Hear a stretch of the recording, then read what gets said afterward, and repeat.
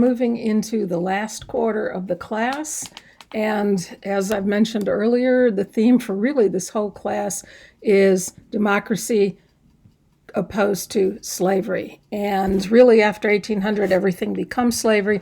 Certainly from this point on, it is all slavery. That is the issue of the times. And we are working today with expansion in the Mexican War. It is called Mexican War in the file, and we're starting, of course, with the first slide. The question here, and it's a very important question, particularly for Texans. We all know, everybody in the world has heard the story of the Alamo. You can go to Europe, you can go to New Zealand, yeah, they know the story of the Alamo.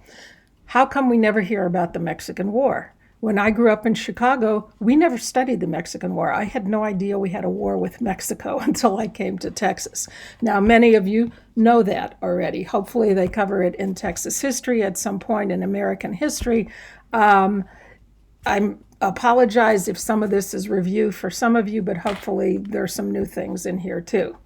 So I'm starting with the concept of expansion because Mexican War immediately goes into the concept of expansion. America has always moved west from Jamestown on. You think about the Proclamation Line, the Louisiana Purchase. We had invaded and pretty much occupied Florida, Oregon. The Mexican War is the climax of this westward push. And remember, Andrew Jackson said 15 years earlier, keep your eyes on Texas. It was very clear to many Americans that it was the manifest destiny of America to be a two-ocean nation, to spread across the continent. Why did they think this? There is expansion going on around the world by other European powers as well, and we saw it as an empty continent. Was it empty? Of course not. There were Native Americans by the hundreds of thousands, but they don't count because they're dying off at 90%.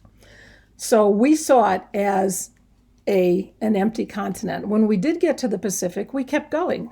We took Alaska, we took Hawaii, we occupied the Philippines and other islands in the Pacific. We have always been moving west. The 1840s that we're talking about here is the great era of manifest destiny. So manifest is a synonym for obvious apparent. Destiny, of course, we know your fate, karma, God's will, whatever. Who controls your destiny? Not you, God.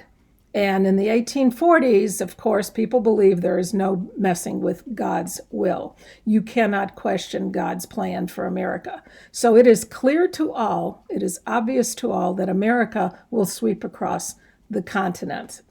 Native Americans are dying out. By 1840, who is out there? There are a handful of traders and trappers, and there are several thousand Mormons in Salt Lake, but the rest of it is pretty much empty. Look at that first slide, which I put up. This was an ad for Absolute Vodka about 10 years ago. And if you look at it, the translation, of course, is in an absolute world, in a perfect world, the green part would be Mexico. And of course, the Mexican War changed this. This is the basis, although it goes back further, of some real sketchy feelings between Mexico and the United States ever since, and it has repercussions today, absolutely. It goes back to the Mexican War. The second slide is the text. If you look at the third slide, I think that may be in your textbook too, that is Lady Liberty. She is a symbol of America, and she is looking west. She is looking to the left. She is looking west. And if you look in the background, you can see here's all the little American settlers. They're in the wagon trains. They're in a stagecoach. There's a railroad. There's a train. Everybody is moving west. And Americans are bringing light to the dark continent. They are enlightening the savages. So everybody saw American civilization as a much beneficial thing to what was out there previously. Okay, so how do we get this? If you look at the text back in the first slide, this is not just in the Southwest, it is a struggle in the Northwest as well. Oregon country. Oregon was the name basically for Oregon, Washington, everything north of California, was a joint American-British occupation. We had almost no settlers there up until 1841. We began to get people going on the Oregon Trail in the early 1840s. Why do you want to go to Oregon? Very fertile farmland, lots and lots of rainfall, which is why they have those 200-foot-tall trees there, and other assets. So this is an area that was claimed by, if you look down on slides 6 and 7, claimed by Spain, because from California, claimed by Russia, who had occupied Alaska for about 100 years, claimed by Britain, and claimed by the United States. All 4 countries were trying to get this piece of property. Spain, because she had been there for a long time, since the 1770s. Alaska had been there, Russians had been in Alaska for about 100 years. What do they want in Alaska? Take a look at slide 8, 7 and 8. We'll show you the different claims. And one thing in Alaska. The asset in Alaska was furs, particularly sea otter furs, which are really cute and sweet, but very valuable furs. They are the densest fur of any mammal on the planet. And when I was in Alaska, they had some display at some historical thing, and they had all the different furs laid out, and I immediately went up to the otter pelt, because I had read this, and I didn't believe it. But I went up to the otter pelt and tried to separate the hairs. Now, when you brush your dog, you brush your own hair, you can see the skin underneath, the hair parts. It doesn't part on an otter. A sea otter has about 1 million hairs per square inch. It is their only insulation in ice cold water. They don't have blubber. They have very dense, thick fur. So this fur was worth about $1,000 a pelt then in the 1840s. You're talking, I don't know, maybe $100,000 today per skin. In China, which is not that far off from Alaska, the otter fur was sold to the nobility and the emperors only. They had a monopoly on it. So if you could load up 100 or 200 otter skins, you retired for life. That's what the Russians were there for. But it's a long way from St. Petersburg. It's a long way from Russia. They had trapped out pretty much everything in the Russian occupation of Alaska. There are still Russian traces in Alaska. Really, really brutal stuff. They didn't do most of the hunting. They got the natives to do it. And this was a brutal, nasty business. But they're pretty much out of the picture. They've trapped out their resources. Spain had small occupations in California, but this is beyond their really zone of occupation. So it comes down to the British and Canada and the Americans, the 2 major powers that were left.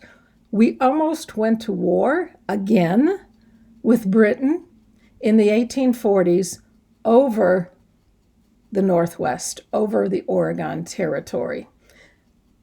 There were Americans hollering in the streets, 5440 or fight. 5440 is the southern border of Alaska. And the British were saying, no, no, no, you go down to California. Last minute compromise, and we split the difference. If you look again at those maps on 4 or 5, you can see what happened. What are the assets? There were furs, but the Russians had trapped most of them out. But what you have is the Seattle area and Puget Sound. Puget Sound is one of the great inland waterways. If you look at the Pacific coast, there are very few natural harbors other than San Francisco. It's a rocky, treacherous coast. There are not many places for ships to find shelter. One of the huge areas is the area around Seattle. You can put whole military fleets in there, and we do today. That is a huge naval base as well. So instead of going to war at the last minute, there was a negotiated treaty, the Webster-Ashburton Treaty, I don't care about the name, and we split the difference. So an international border exists down the middle of Puget Sound. The area to the north, Vancouver and Victoria, became Canadian, became British, and the area to the south, Olympia and Seattle, became American. We both had good harbors out of it, basically. This is the 49th parallel. The strait was cut in half. The western border of the United States, which had been largely started in 1817, is finally settled, and ever since Canada has been one of our strongest allies, and we've never had border problems with Canada, largely because most of the western part, there's nobody there. Okay. We had already gotten Florida. Andrew Jackson invaded it, and John Quincy Adams negotiated a treaty. So we have the Northwest. Now we have to talk about the Southwest.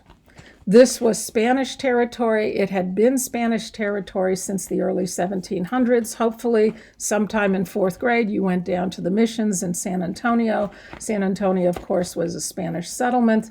Remember, Andrew Jackson said, keep your eye on Texas. Why was Spain there? She had invaded and occupied most of Central and South America and kept pushing north. The legend of the 7 cities of Cibola were supposed to be lost treasures from European refugees, and they kept going north looking for that originally. Okay, so by 1770, by the 1840s, Spain had occupied all the way up to San Francisco, but not north of that, with very small numbers. When Spain cedes to Mexico, Mexico got its independence in 1821. There are approximately 2,000 Hispanics of all kinds in the city of San Antonio. In the entire state of California, there were approximately 5,000 Hispanics. They ran large ranches. There were very few urban settlements of any kind. Okay, so Mexico gets its independence. When she got her independence, slavery was outlawed. But in Texas, there were already some slaves. And Spain earlier, and Texas as well. If you look down at slide 10, I'm working with my slides 9 and 10, began to give out large land grants. This was, later on they realized, a mistake, but at the time it seemed a great idea. So why is Spain and later Mexico handing out very large land grants to Europeans and to Americans? One word, Comanches, slide 11 and 12. Comanches were called the Hells Angels of the Southern Plains. They were nomadic. They were absolutely ferocious warriors. They were buffalo hunters. And part of their existence, their basic economy was raiding. So they would raid into Spanish and Mexican Texas. They would steal horses, cattle, women. They would take them to New Mexico, sell them there, steal horses, cattle, and women, take those people and cattle and livestock, take them back to Texas, and sell them to the Texans. So this was really a triangle trade. Great entrepreneurs. They had pushed back settlement in New Mexico to a string of villages along the Rio Grande. They had pushed back settlement in Texas, basically to San Antonio and a few small towns around Nacogdoches in East Texas. So the Comanches ruled the Southern Plains. Spain and later Mexico have the brilliant idea of let's hand out large land grants to entrepreneurs in the hope that they will bring settlers. And we will settle foreigners, essentially, in between the Comanche and our own Spanish settlements. So when the Comanche raid, they won't hit us. They'll hit these Americans or Germans or whoever else is there. A lot of contracts were handed out to German nobles. This is where you get Fredericksburg and New Braunfels, and a lot of the settlements in East Texas were land grants to German nobles who promised to bring and did bring hundreds of families, also to an American named Moses Austin. His contract was to bring 300 Catholic families from Louisiana. He died before he actually could fulfill the contract, but he made his son, Stephen F. Austin, promise to bring the families. Stephen F. Austin did bring 1,500 families. Why would you come? Cheap land and good cotton land. If you go east from Austin, cotton grows pretty well. It cost a settler $500 to survey and register their property. Most of them didn't bother. They just came and settled and began to farm. Background issues here. Mexico is in total chaos at the time. There was a war revolution against Spanish control. Later on, the French invade, and Napoleon's brother took over Mexico. So the Mexican government is changing. A lot of problems in Mexico. There is a civil war in 1832 to 1834. The Civil War killed off most of the professional military. So when the War of Texas Independence comes along, the Mexican military is not exactly your grade A troops. Their leader and later president, and Santa Anna for 20 years goes back and forth in Mexican history. He's a general, he's president, he's out, he's in. Santa Anna, magnetic personality, very brilliant man, not exactly a stable force. He is a national hero because he defeated the Spanish invasion. He fired the legislature, became a dictator in Mexico. So this is a chaotic period in Mexico, which is background because if Mexico was stable, we probably wouldn't have succeeded, but it's not. An example, 1 year in the 1830s, Mexico in 1 year had 4 presidents, 6 war ministers, and 16 finance ministers. So Santa Anna takes control. He continues the land grants. He is not opposed to them. And the land grants included some things that were not very acceptable to Texas settlers. They promised self-government. They promised autonomy, that these new provinces could control their own settlements. Santa Anna ended that. So that's a big problem because Americans are used to self-government from the beginning, from Jamestown. Religion was another thing. They were supposed to be Catholic. Of course, many of them were not. And Santa Anna insists that they practice the Catholic faith. So again, most of the Americans who are coming to Texas are coming from Tennessee and Kentucky, from the West and the South. They are almost 100% Protestant. They were willing to listen, but of course there were no English language Catholic priests in San Antonio or the Texas provinces, so trying to learn Catholicism wasn't going to succeed in any situation. Pretty much that rule was ignored. The third thing that was part of their contract, of course, because it was banned in Mexico, slavery was banned. But there's no labor to hire except what you bring with you. Everybody has their own farm. If you're growing cotton, again, you need a lot of very cheap labor. So what Americans did, and many of them brought slaves, there are several thousand slaves in Texas from the beginning, is they freed, in quotes, their slaves, and then they had the slaves sign indenture contracts. First of all, slaves are illiterate. It's illegal to teach a slave to read. They had no idea what they were signing. In addition, these contracts stipulated that slaves would own their purchase price, their value, often $1,000, their travel costs, and their room and board. This would be deducted from their quote-unquote wages. In other words, slaves remain slave, but now they are called indentured servants. So the contracts were written with the word indentured servants instead of slaves. About 25% of the population of Texas is slave by the time the Texas War of Independence comes along. Texans, at first, Hispanic and Anglo, were not talking about revolution. They were talking about at least some separate and self-governing body.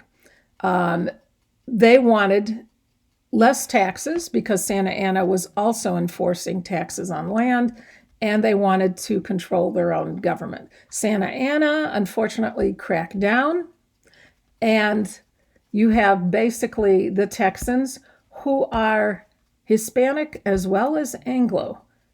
What were they getting from Mexico? First of all, it's hundreds of miles away. Mexico was providing very little help. Was Mexico helping settlers fight off the Comanche? Not at all. So we're having to pay taxes here in Texas, but we are getting nothing from the Mexican government. No roads, no help with the Comanche, nothing. Not surprisingly, led by the Anglos, but with a lot of Hispanics, they declared independence.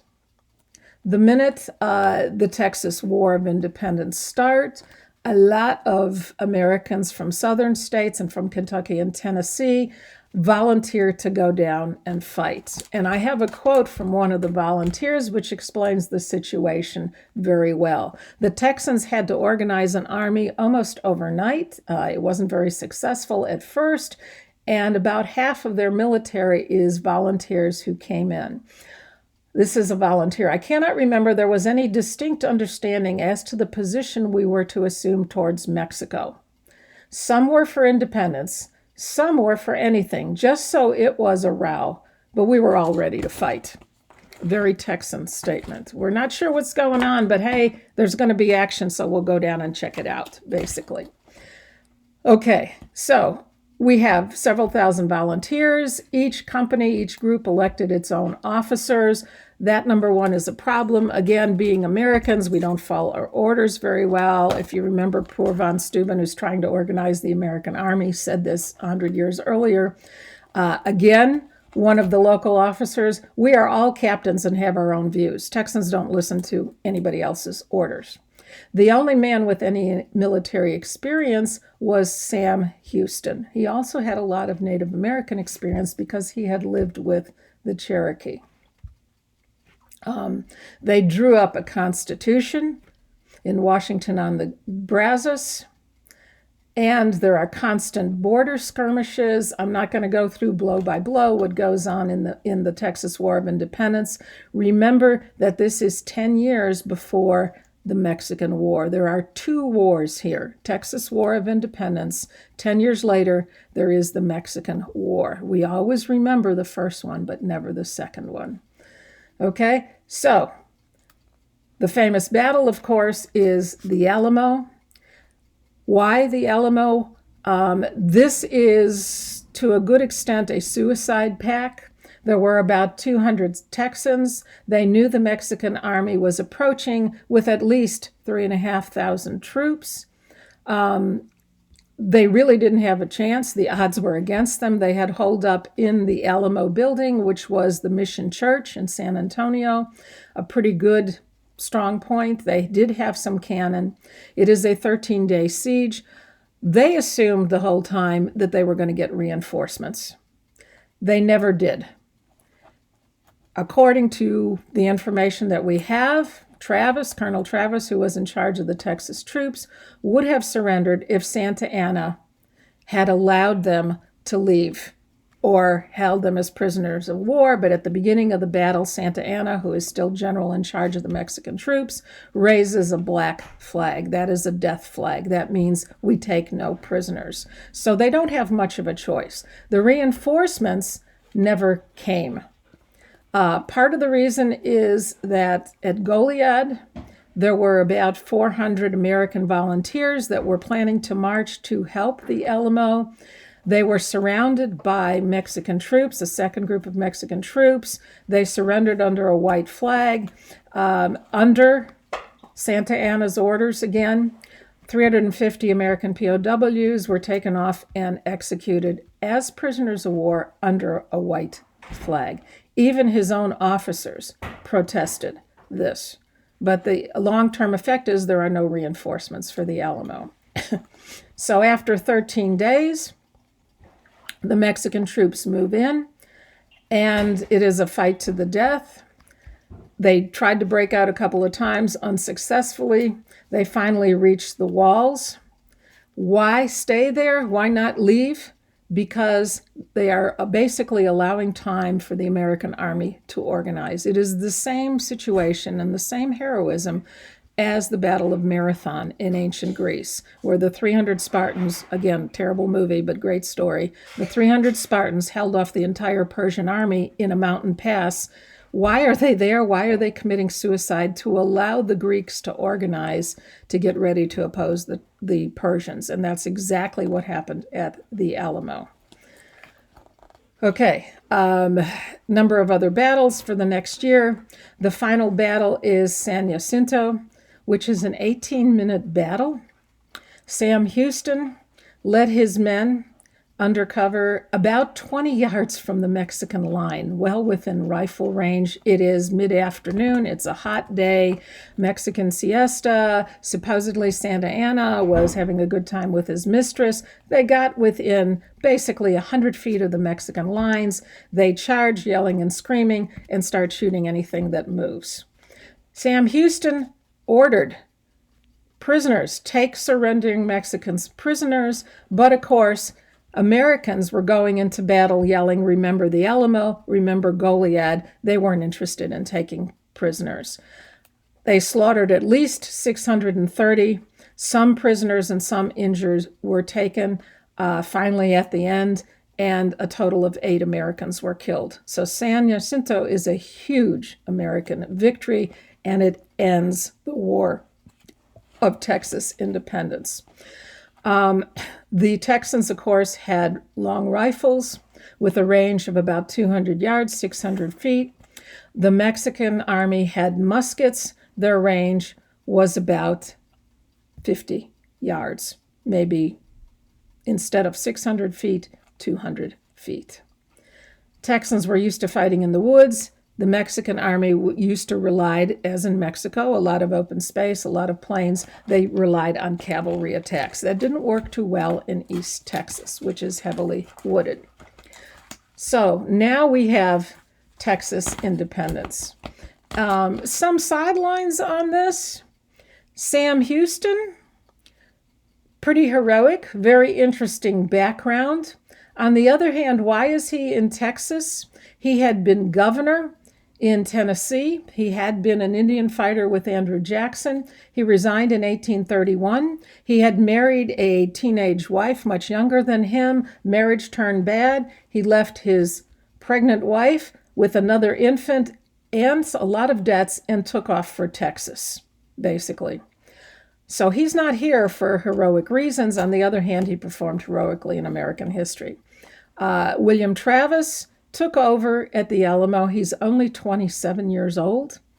And his famous quote at the Alamo when negotiating with Santa Anna was victory or death. Jim Bowie, where we have a high school named after in Austin, another interesting character. If you read some of the background on these guys, Jim Bowie was not only a slave owner, but a slave trader and a smuggler who had business dealings with the Lafitte's in New Orleans. He had huge debts. He left debts wherever he went. He was facing serious jail time. He fled to Texas. In Texas, he married the daughter of a Mexican official. He forged land claims to 60,000 acres, started selling land to people which he had no title to, and made more money and was in serious trouble with the law again in Texas. So why do we have a public building named after Jim Bowie, a slave owner and slave trader? Because he died at the Alamo. Davy Crockett is also in Texas because he was running for Tennessee senator and lost the election. He got pissed off. He said, you can all go to hell and I'll go to Texas, and ended up at Texas in time to show up at the Alamo. So some of these guys are here accidentally. None of them, not all of them, are incredibly heroic at the Alamo. Why do we lionize them in Texas history? Because they're martyrs, because they died there. But their biographies are often very interesting. Okay?